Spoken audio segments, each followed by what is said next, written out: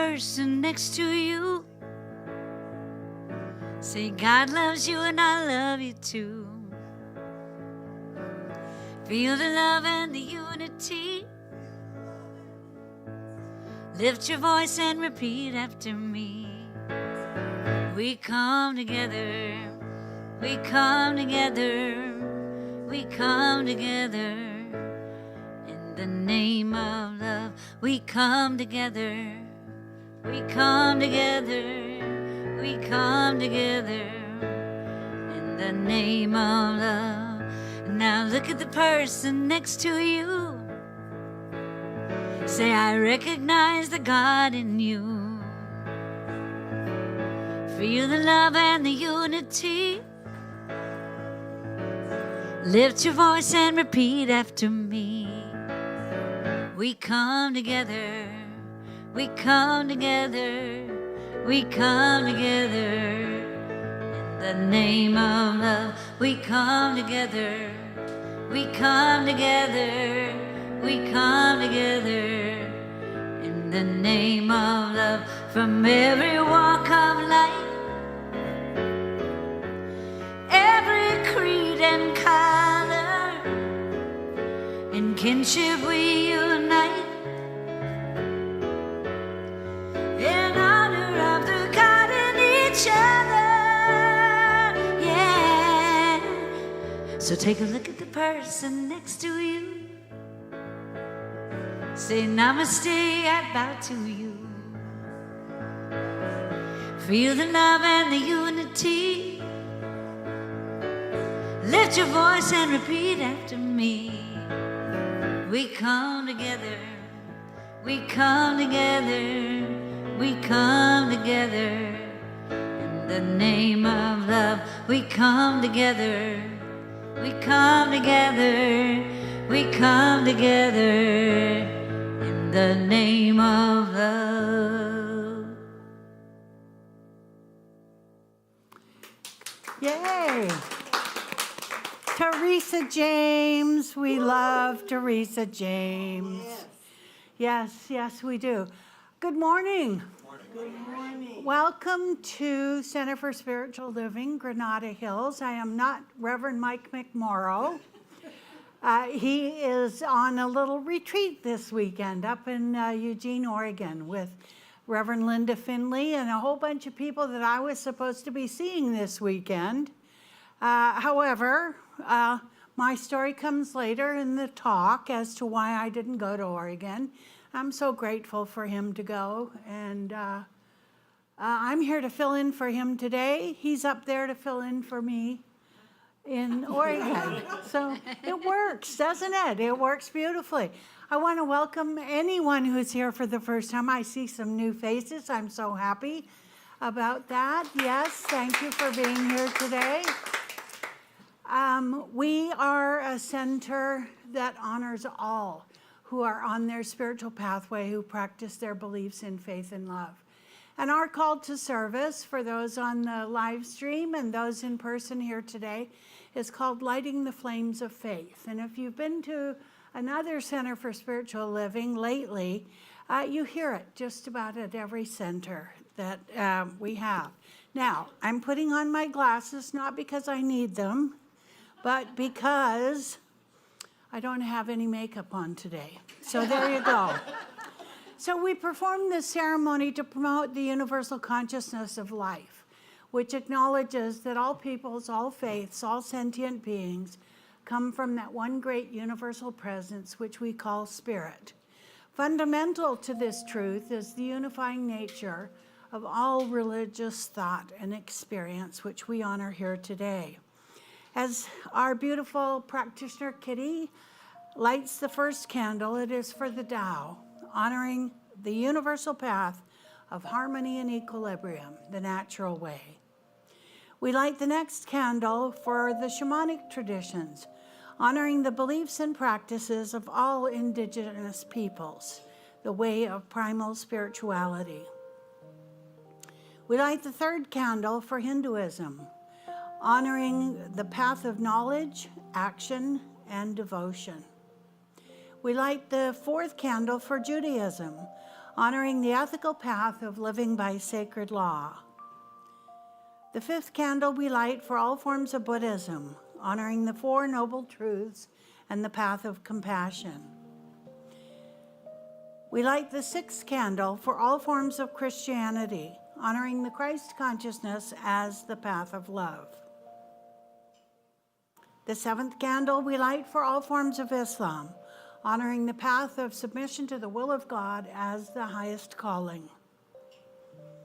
The eighth candle we light for the universalistic religion of Baha'i, honoring the path of unity and peace. We light the ninth candle for all forms of New Thought, honoring the metaphysical path of mental healing through the practice of universal spiritual principles. The 10th candle we light for all those who are yet unaware of the power of spirit in their lives, and for the space that we hold for them here at this center and in our hearts. And as Kitty lights the healing candle, please put silently into the light the names of anyone you wish to have the healing flame of God's eternal love.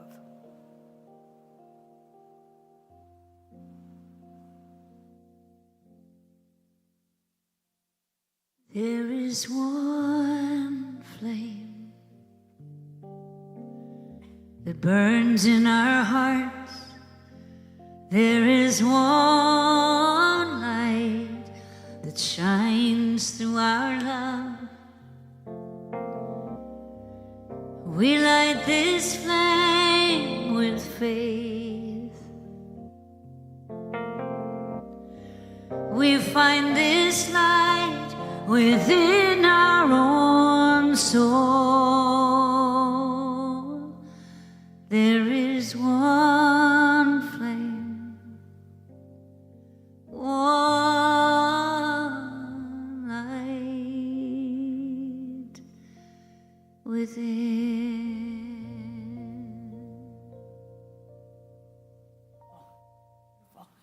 So just a little bit of information for those who may not know. I was the spiritual director here for 14 and a half years, up until 2009, when I left to go back to Thousand Oaks to take over CSL Westlake. And this is my home. I come here to visit my extended spiritual family, and part of my spiritual family is this beautiful being of light standing behind me. Her name is Kitty Hack. She's a practitioner of the day. And would you give her a warm welcome this morning?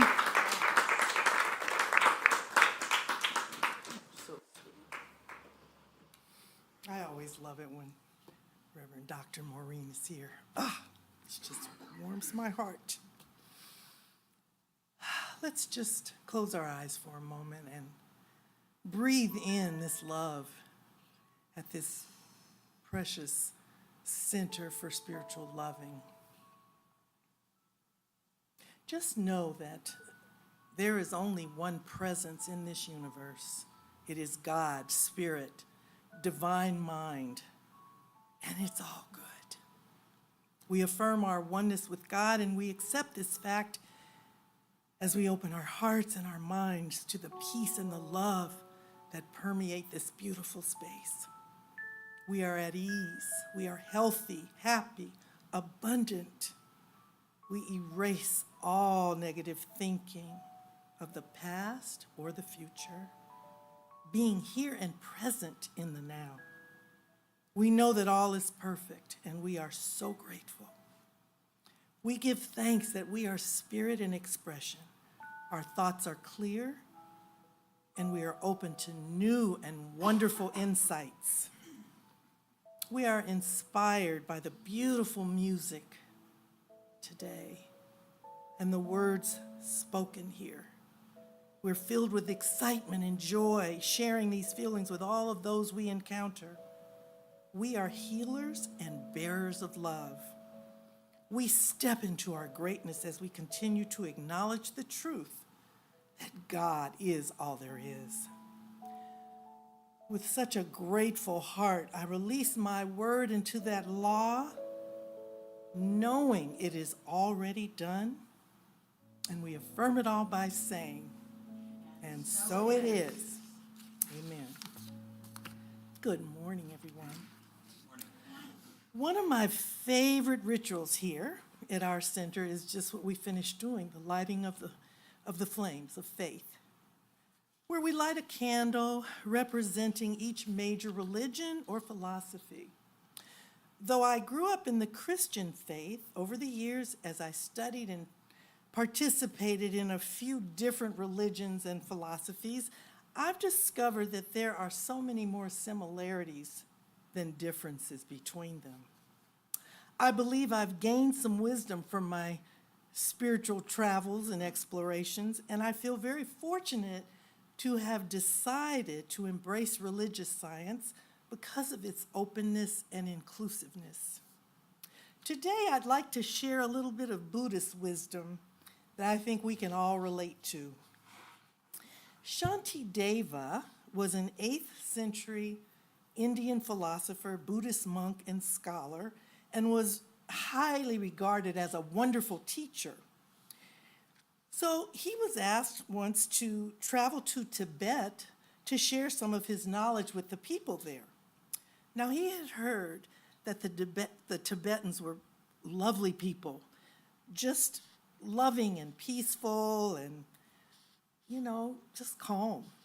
So he decided he better take his grumpy tea-boy with him, who was not so kind, who was not so loving, because he wanted to kind of stay on his little spiritual toes, to practice staying peaceful in the face of disharmony. Well, apparently when they got to Tibet, Shantideva found out that he could have left his tea-boy at home, because there were plenty of grumpy people in Tibet that were expert button pushers. Anyway, Shantideva had gotten a lot of practice over the years with his grumpy tea-boy to stay peaceful and not get hooked. Now, the Buddhist word for getting hooked is shenpa. Pema Chodron talks about shenpa in her book called Taking the Leap.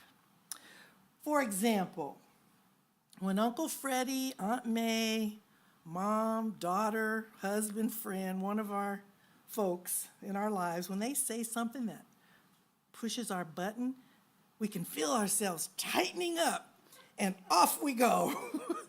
We react. Shenpa is like that itch, and we want to scratch it. We react with aggression towards them, or many times towards ourselves. We get that urge to smoke that cigarette, or overeat, or have one more drink, or say something mean and hateful, or tell a lie. This is how Shenpa shows up in our lives. Somebody says a harsh word, something in us tightens, and instantly we're hooked. That tightness is that tightness spirals into reacting negatively towards that person or denigrating ourselves. The chain reaction happens fast and it's repetitive. This Shenpa is attached to our ego. Now, Pema Chodron says when our identity feels like it's being threatened, our self-absorption gets very strong, and Shenpa automatically arises. Now, since I've been studying a little bit of Buddhism, I've learned to kind of recognize when I'm about to bite that hook. And I do my best to let it float on by. Not perfect at it, because when I bite that hook, I just feel terrible afterwards. I really hate that feeling. Pema teaches that if we can notice the tightness when it first arises, before it turns into that habitual behavior, perhaps we can transmute it into a response that feels much better and is certainly better for our relationships and our peace of mind. She should suggest these 3 steps. So the first step is you have to acknowledge that you're hooked. You got to see it.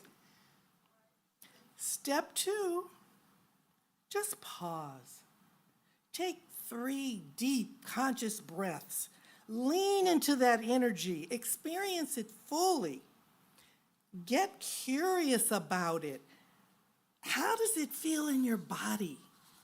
What thoughts does it give birth to? Become very intimate with that itch and urge of Shenpa.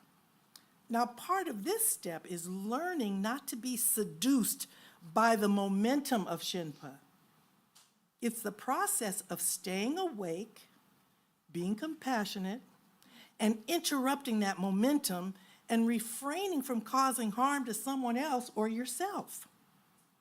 Don't speak, don't act, just feel the energy. Then step 3, just relax and move on.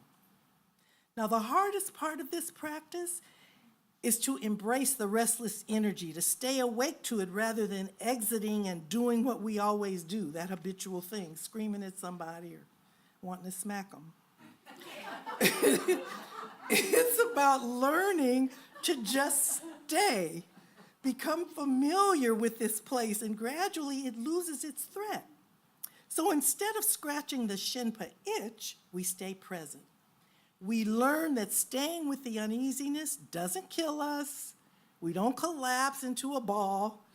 We just end up feeling a profound sense of freedom, relief, and peace. And as Ralph Waldo Emerson once said, nothing can bring you peace but yourself. Thank you.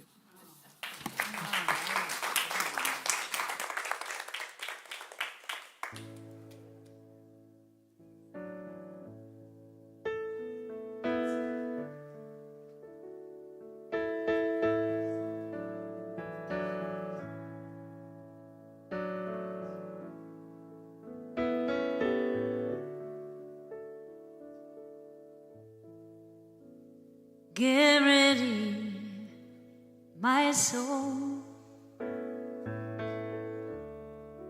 I'm diving in. Get ready, my soul. I'm diving in to the deepest kind of love, to the sweetest kind of life.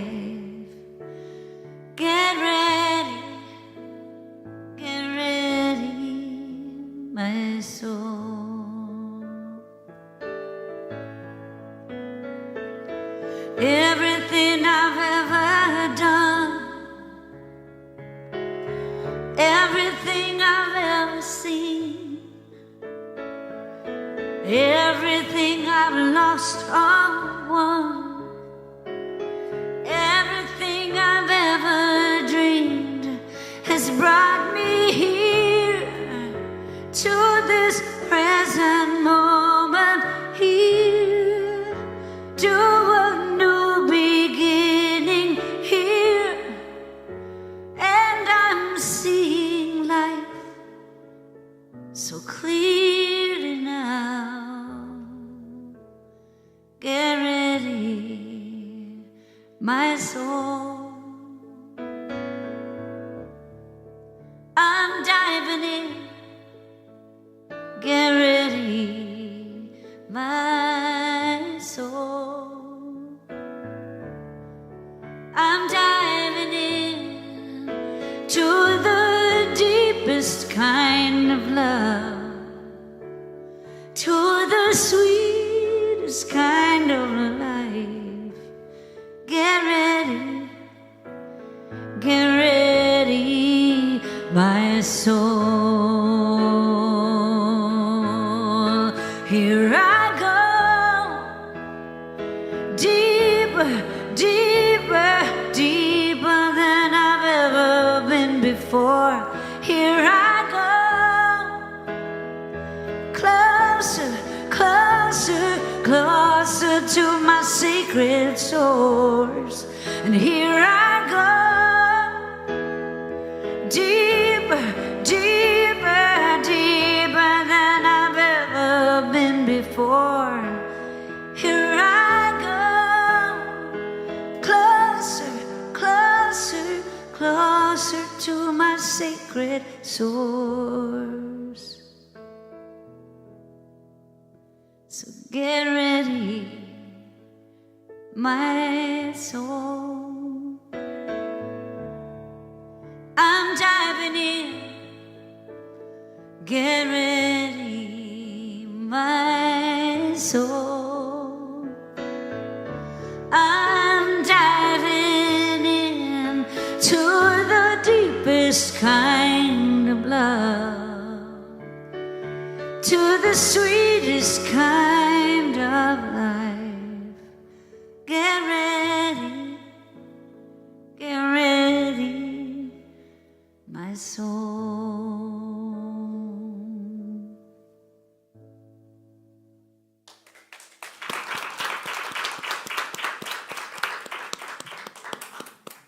My.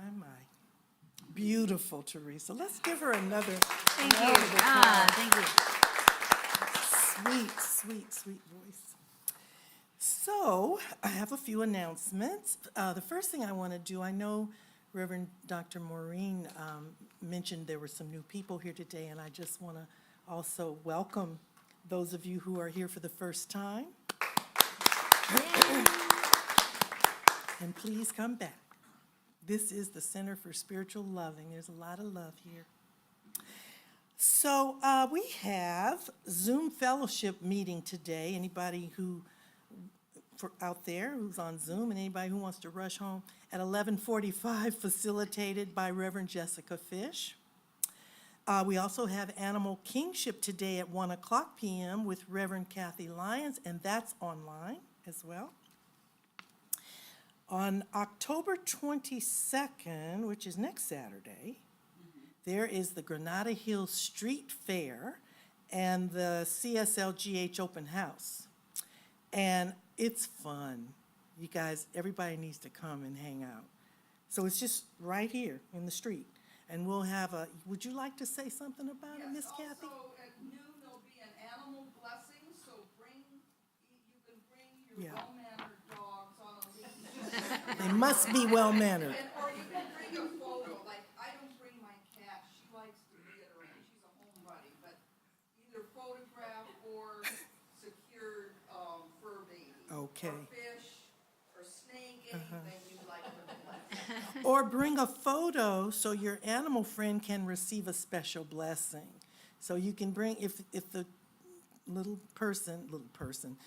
animal is not well behaved, just let them stay home and bring a picture.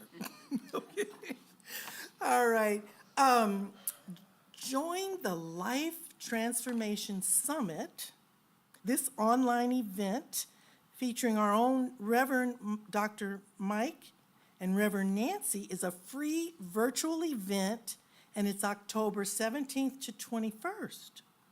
Check your e-news from the center for the link. Would anybody like to say anything about this? No?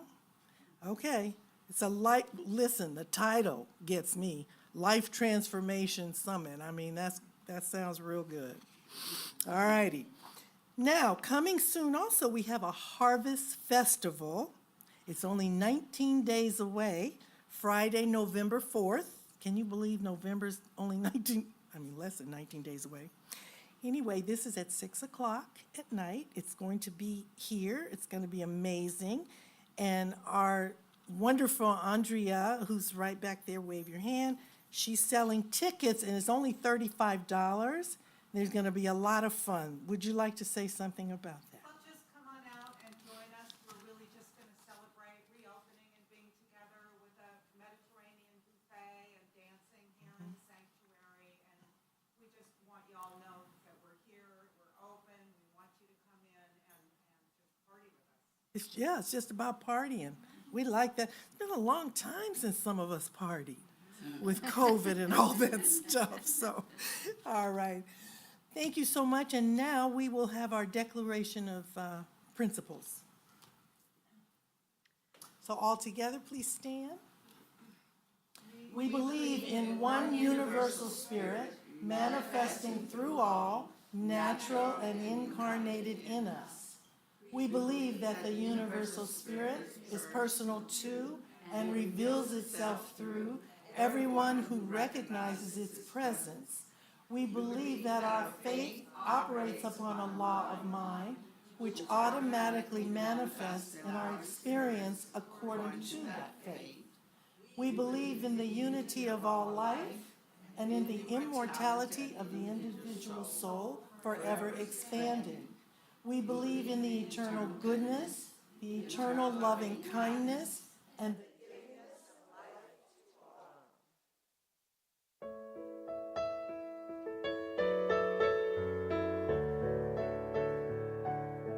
Y'all join me.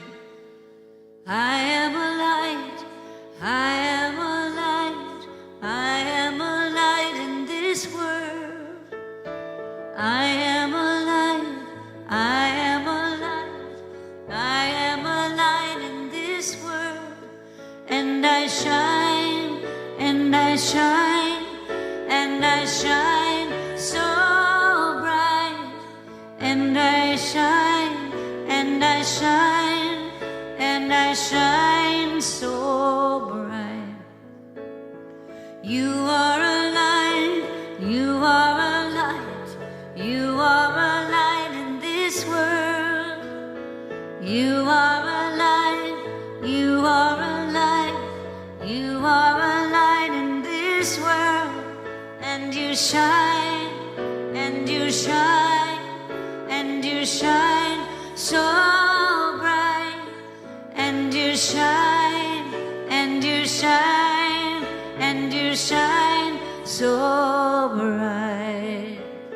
We are a light, we are a light, we are a light in this world.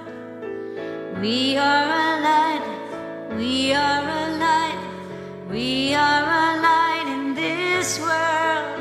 And we shine, and we shine, and we shine so bright.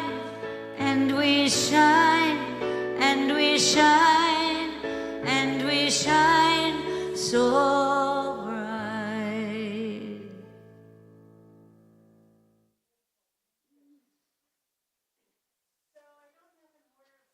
So you all going to have to help me with this one. Is there another song that you normally sing here? It's now on me. It's all yours. It's my turn. Okay. So today, as you can see on the screen, the monthly theme is fulfillment. And the contributors to this Sunday talk were Reverend Elizabeth Schneider, Reverend Nicole Robbins, and Agneta Byland, who is a practitioner here. And what we did, how we did that, for those who are new, is the practitioners and the ministers, went through using the Ernest Holmes 365, the daily read that came out of the Science of Mind magazine through all the years that Ernest Holmes wrote in the Science of Mind magazine. And we created talks and supporting documents or quotes or passages from the Science of Mind to support the talk for Reverend Mike. So he probably won't do this again next year, but it was certainly a study in to see where the practitioners and the ministers were in terms of this congregation. I participated as well, as did every other practitioner and minister here at the center. So it was wonderful. But the context for today's talk is about fulfilling my dreams by recognizing that God in me, as me, is me, and that I am God in demonstration or in manifestation. And for the actual quote from today's reading is, I am spirit in manifestation. However, or I am a manifestation of spirit. Okay, it's same thing, same thing. If you've known me for a while, you know that I'm not a fan of the word manifestation. And the movie The Secret did a lot to confuse people, thinking that you could just demonstrate an elephant or manifest an elephant in the middle of the room, when in fact, for the most part, manifestation has no agency to it. And so I prefer the word demonstration. And you can all argue with me about the semantics of it.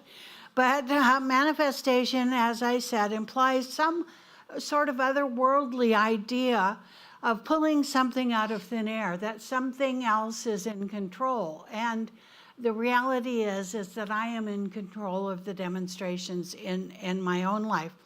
And as Mary Menon Morrissey perfectly details in her Prosperity Plus classes, manifestation would presume that we are living a life by default, instead of design, as in a demonstration of our greatest dreams and aspirations and who we are meant to be. She talks about that so clearly. So there is, here we go, an affirmation today. I'm Spirit God in demonstration. And that's something that we could say on a daily basis. That would be what would start our day out and clear the way for everything and everyone who shows up in our lives to be Spirit in demonstration. So if we embrace the premise of the ocean and the drop of water in the ocean, seeing God as the ocean and us as the drop of water in the ocean, would it not be safe to say that while we are not all of God, we contain all the qualities of God, right? Okay, so in the 80s and the 90s, there was a singing group called Alliance. Some of you who've been around for a while know about that group. Keith Kimberlin was a part of it, Jerry Florence was a part of it, and David Alt was a part of it. David Alt is the only one who is still alive out, and Gary Hendrickson was a part of it as well. And David is the only one who's still alive. All the rest of that group were casualties of the AIDS epidemic.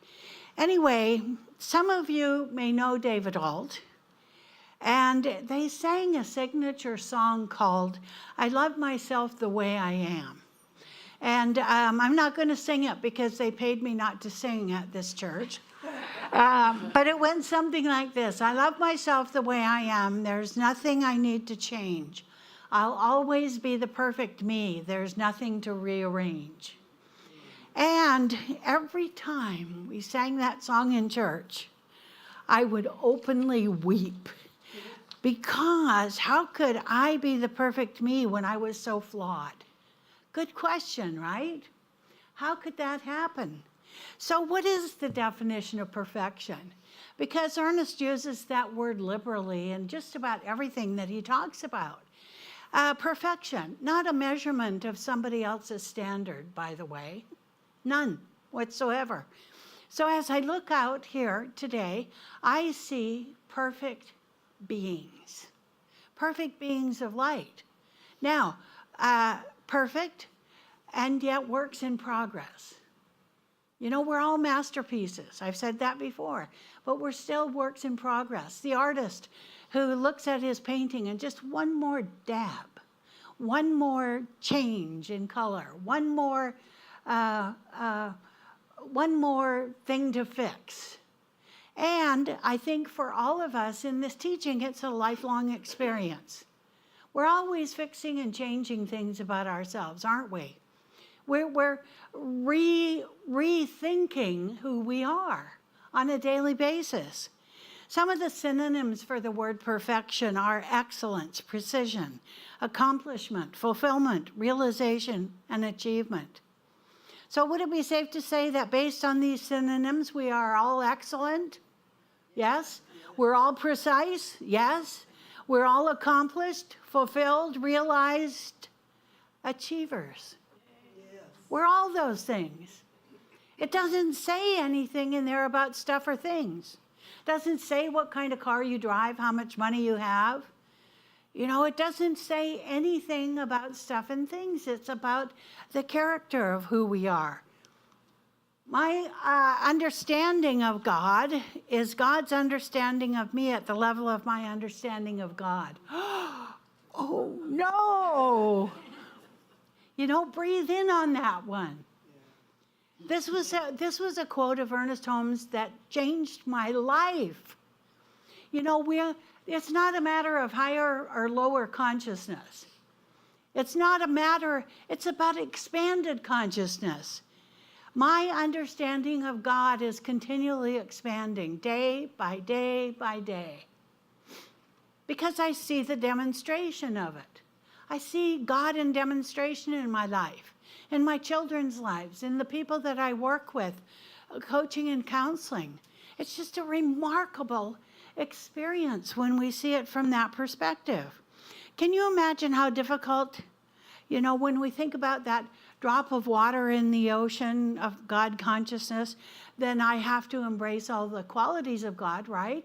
But can you imagine how difficult that is for a person, a first-time person here in this teaching to fully grasp?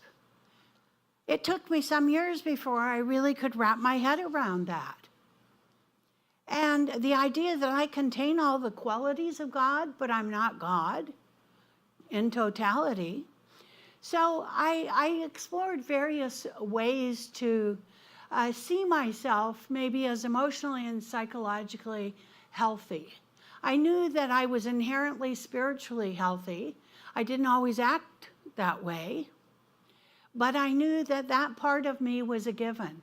It's the emotional and the psychological. So I engaged with Dr. Maureen Hoyt in her Mastering Life's Energies program. And I discovered that my tendency of thought had been keeping me stuck in a bit of a coasting pattern for many years. I was coasting. And yet the reality is we're never coasting. We're always moving forward at some level. I first worked with her over 20 years ago now, and when she taught her course on being a spiritual coach, I felt the need to go back and make amends to everybody that I had coached before that. I'm not going to lie. You know, I came to the Science of Mind and I thought I had it all whacked. I totally thought, yeah, I know everything. And boy, you need to know what I know and what I can see about you. And yet, I learned in the coaching course that that's not what it's about. I'm there to draw out from you what you know about yourself. I'm there to draw that out from you because, as we know, the root word of education is educare, which means to draw out. So I was arrogant enough to believe that I had all the answers and knew what was best for you. In the reading for today, Ernest says, in part, he says, I see through all apparent contradictions to the one perfect being in every person. I see through all apparent confusion to the one divine presence at the center of everything.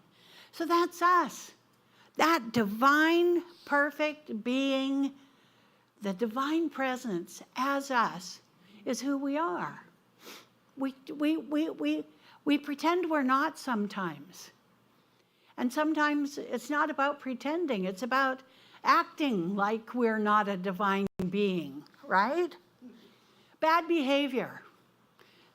Kitty alluded to that this morning. Bad behavior. What's up with that? What's up with that? I had my son with me most of the day yesterday, and we had a conversation about bad behavior.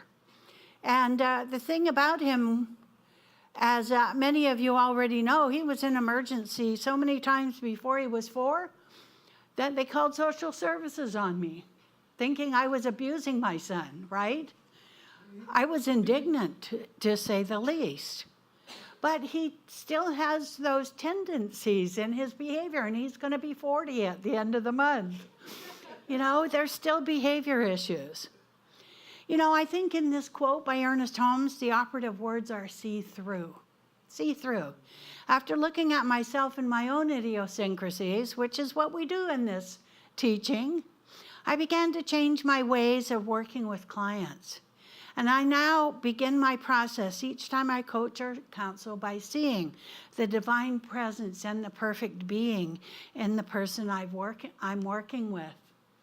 So as we come into our own spiritually, we are blessed to see that even the behaviors or habits we deemed as imperfections or shortcomings, they all got us to where we are today. You know, even the downside of who we are got us to where we are today. So a couple of weeks ago, we had Greg Lavoie here who did a workshop after the service on Sunday. And it certainly cemented that one for me, that when I shared with him at break that I had at least 5 stories I'd been telling my whole life that were inaccurate, that weren't true for the most part, his response was only 5. And we started laughing about it, you know, it's actually so cold in here, Mike, and I hardly ever say that. But he's going to do it. Don't turn it off, but just let the outside air come in, because it's cool enough outside. I mean, my nose is running. I'm so cold. You on the live stream, how interesting is that? So the thing about the stories that we tell ourselves, when Jesus said, I came that they may have life and have it more abundantly, that's the teaching of the science of mind. I came to the science of mind because I met people that I admired who were in this teaching, and I wanted what they had, and I was willing to go to any lengths to get it. That also precipitated my getting sober, which is a whole other story. But Reverend Belinda Lightheart, who is a Unity minister, said, to live abundantly is to live it fully in every way, to live it from the awareness of the Christ consciousness within. Fullness of life may have different meanings for each of us. For this reason, the path to living a life more abundantly affords each one of us unlimited opportunities to choose our own unique path to abundant living. You know, we may have paths that resemble one another, but we are uniquely individualized expressions of God. And that has great meaning because we are who we are, uniquely and wonderfully individualized. And that's the beautiful thing about people, that we're not all the same. Gosh, wouldn't that be boring? You know, that would be a terribly boring life. The fullness of life is not necessarily the acquisition, as I said earlier, of stuff or things. In fact, I'm currently in the process of releasing a lot of possessions. I'm giving them away or donating them to the Ventura County Rescue Mission. They do such good work and doing it right now to a greater degree than they've ever done it before. You know the whole story about that. You know, I haven't yet found anyone who wants my purple placemats and my purple table runner. Any takers? No, well, we'll see. Anyway, my children don't want my stuff. Yes? You know, my daughter says, why would I want sterling silver? You can't put it in the dishwasher. That's the whole premise behind that, right? Why would I want those linen tablecloths from Grandma? You have to iron them. And she doesn't probably even own an iron, for that matter. So things are changing rapidly. Let me just put it that way. But purple placemats, purple table runner, let me know. So any of you who are on Facebook last week know that on Tuesday, this past Tuesday, I underwent a cataract surgery. First of all, if anyone is experiencing anxiety around doing this, let me tell you that the results of improved vision, I only wore these for cosmetic purposes earlier, but I don't need them anymore, which is the most remarkable thing. I'm only like 5 days into it, and I don't need the glasses anymore. The results are a total metaphor for what my life had become over the last 3 years. And cataracts creep up on you. You know, there's a compensation. Like my right eye was compensating for the left eye. And Ernest goes into the law of compensation to a great degree, but this is a wonderful metaphor. I was supposed to have the surgery done in March of 2020, but then the pandemic hit and elective surgeries were not being done during the quarantine. So then there were 2 other times when I was supposed to have it, and the last one was just this past June, and I got COVID. You know, tell me about my resistance to getting the cataract surgery. I could tell you stories about that. But my vision had become worse and worse over the last 2.5 years. And everything seemed to appear gray or in darkness a good part of the time. I complained bitterly to my friend Shirley Berman one night about how the new shows and movies were also darkly backlit. Well, now they're not, you know, as of last Tuesday. My son drove me to the Jules Stein Eye Institute in Westwood and then drove me home. And even with their dark sunglasses, things appeared so much clearer. You know, Daniel Nahmod's song that you sang, I can see clearly now. You know, not the rain is gone, but the light has come back into my life in such a degree that I could see the leaves on the trees and read the road signs probably a mile ahead of where I needed to turn without prescription lenses. And facial features were distinguishable that weren't distinguishable before. The most important thing, you know, we've been wearing masks for so long on and off that sometimes you can't even tell that a person is smiling or if they're looking crabby.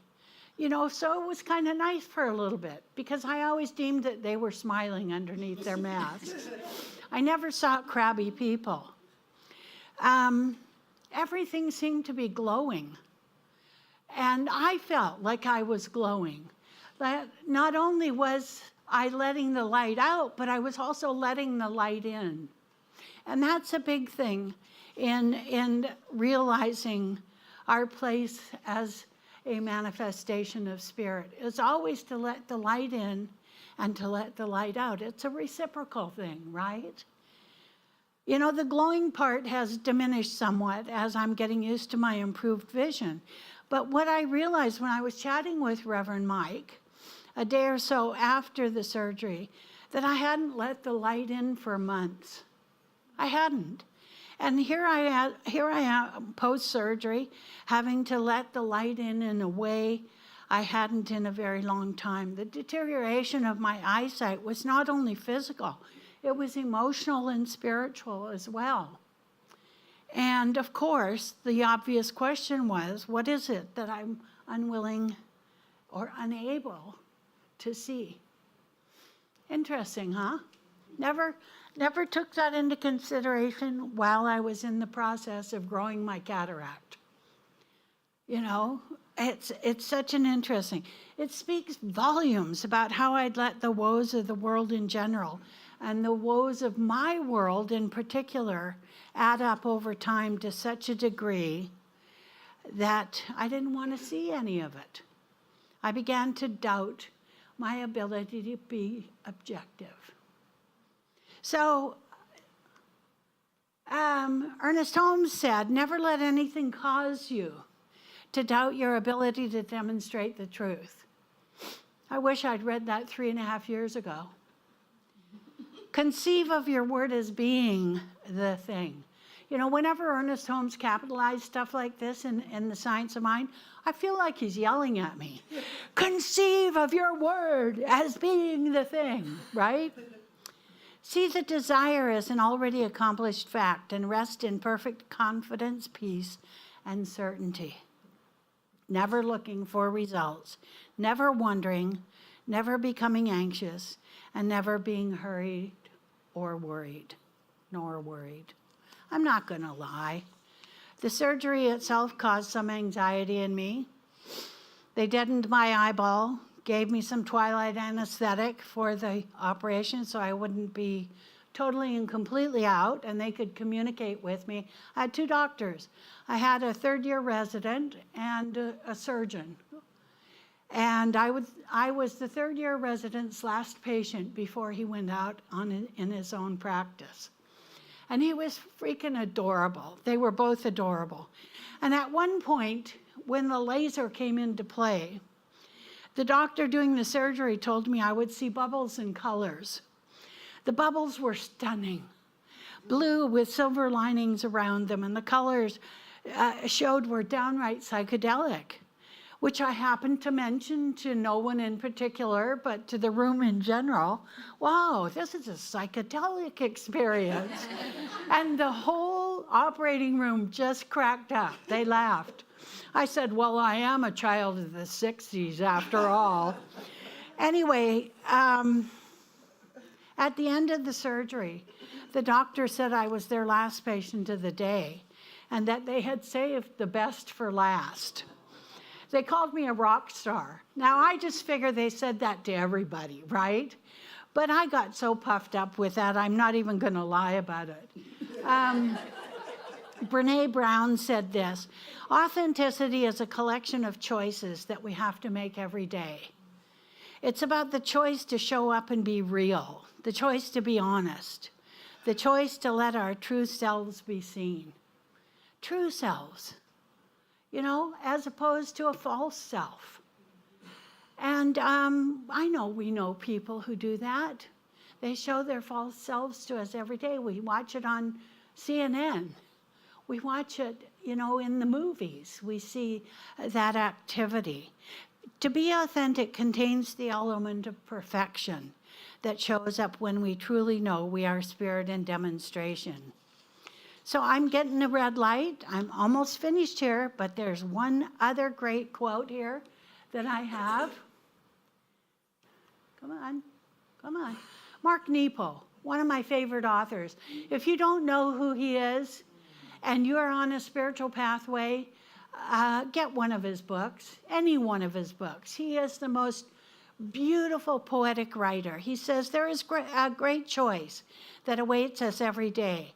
Whether we go around carving holes in others because we have been so painfully carved ourselves, or whether we let Spirit play its song through our tender experience, enabling us to listen as well to the miraculous music coming through others.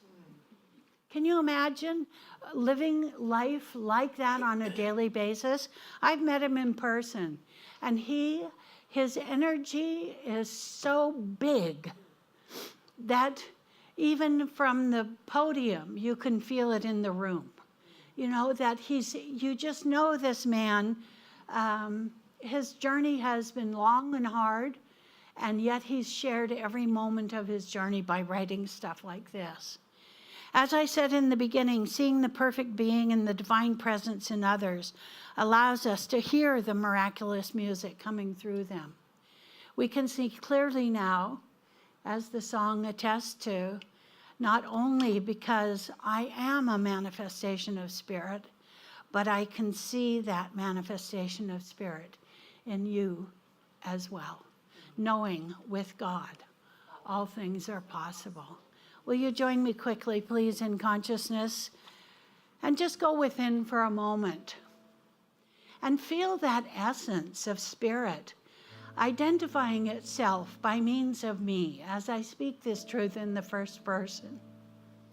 That Spirit so loved itself, it needed form to express. And it expresses right here and right now as me. That I am Spirit's means to be. I am God's means to be. I am the universe's means to be. So today, I begin the process anew of seeing myself as I know I am. And that the truth is, God doesn't make junk. And so there is value and importance and energy in me that is longing to express in a greater and more beautiful way today. When I know that I am a manifestation of Spirit, I am a demonstration of Spirit, I go out into the world and I act like it. Because it's who I am. It's what I am at the core of who I am. And that is that joyful expression of who I am, knowing always that God is in the mix, all is well, as we say together this morning, and so it is.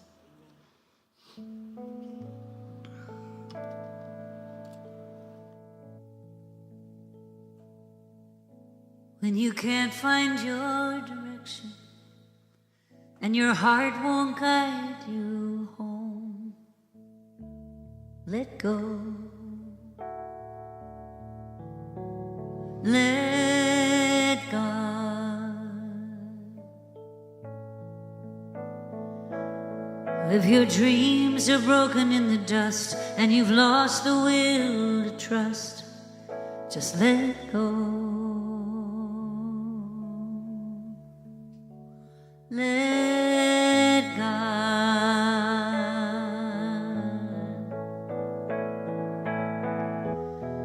Let the signs remind you we are passengers.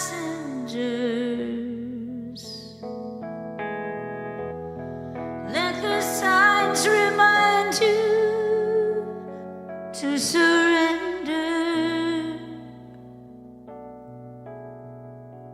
to surrender.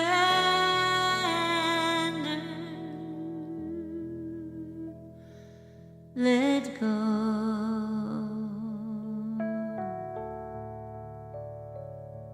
Let God.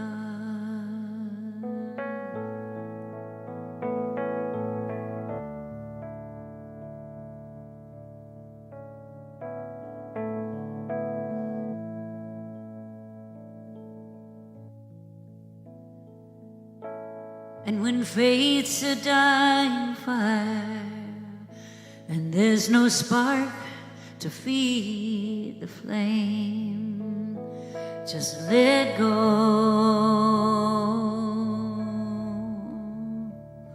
Let God.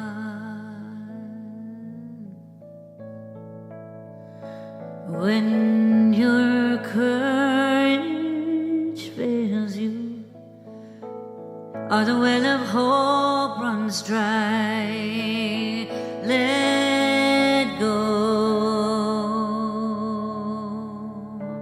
Just let God.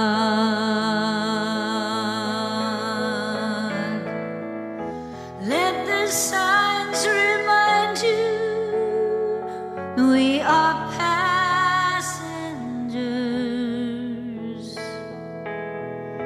Let the signs remind you to surrender, to surrender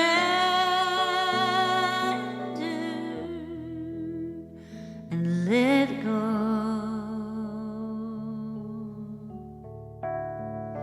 Let God. Let go.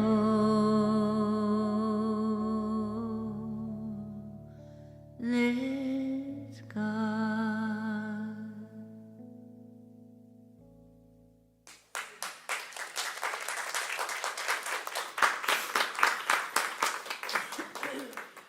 Before we do the offertory, some of you may know that our church administrator, Melissa Staub, has been on maternity leave, and she had a very healthy baby boy named Ezra a couple of days ago. So she is no longer carrying him inside, he's on the outside now.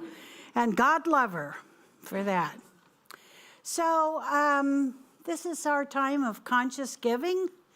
And do we have a slide with an affirmation, or how do we do that? You do it in music. It's got the online stuff, and then one is just the Thank you. All right. So there's so many different ways that you can contribute to this center. You can do it electronically. You can do it by PayPal. You can write a check like I did, and I have it in my other pocket here somewhere. There it is, okay? And it's not sweaty, but there you go. This center is a flourishing center. I need to tell you that.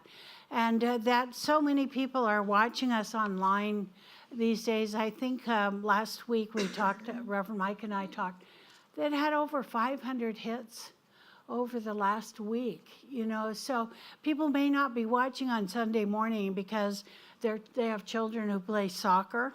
I still don't get that, but they're not coming to church. They're out on the soccer field praying that this is the last game of the season.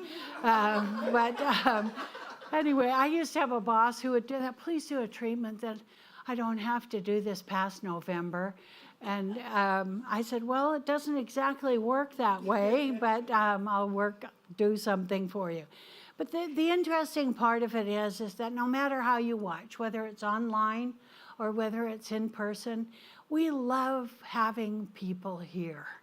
We do. There's something so wonderful about, filling all the seats. Last Saturday, we celebrated one of our practitioners, Judy Dunkley, who made her transition.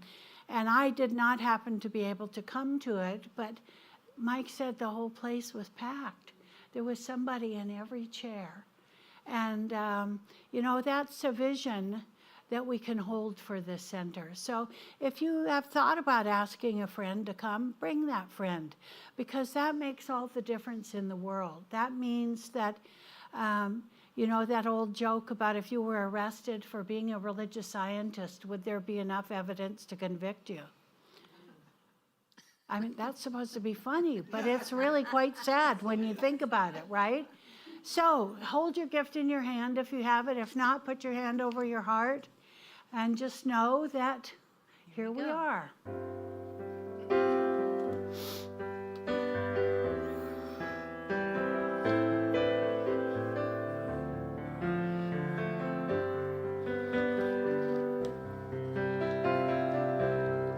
Spirit gives through me, Spirit receives through me, Spirit lives and breathes through me, Spirit lives and breathes through me, Spirit gives through you, Spirit receives through you, Spirit lives and breathes through you,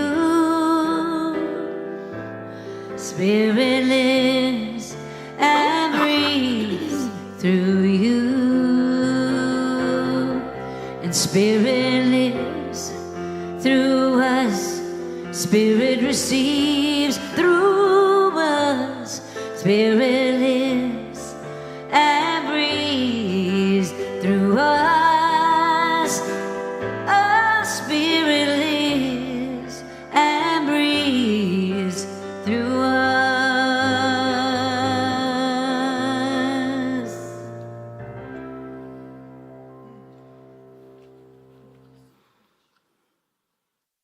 Can we all just close our eyes and just breathe in this beautiful energy, this beautiful, amazing love that fills this room. Spirit is right here, moving in as and through each and every one of us, and we are so grateful for this beautiful service. The love is flowing. The joy, the understanding, the knowing who we are is evident. So when we leave this beautiful space today, we leave in safety. We go out into the world taking this feeling that we have right now with us, and we share that with each and every person that we encounter.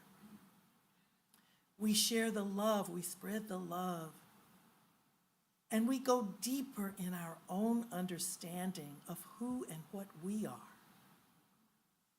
We remember through this week that we are that expression of Spirit.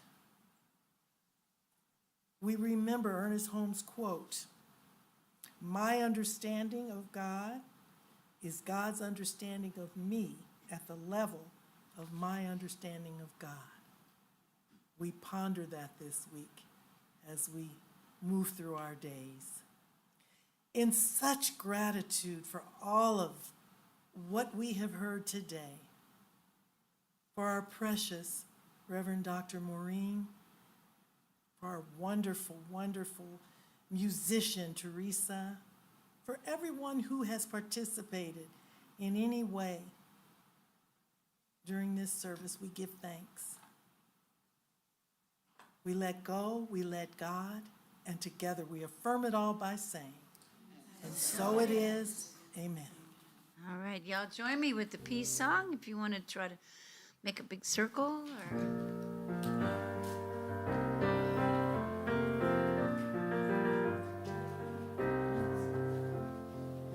Let there be peace on earth and let it begin with me. Let there be peace on earth, the peace that was meant to be. With God as our power, united all are we. Let us walk with each other in perfect harmony.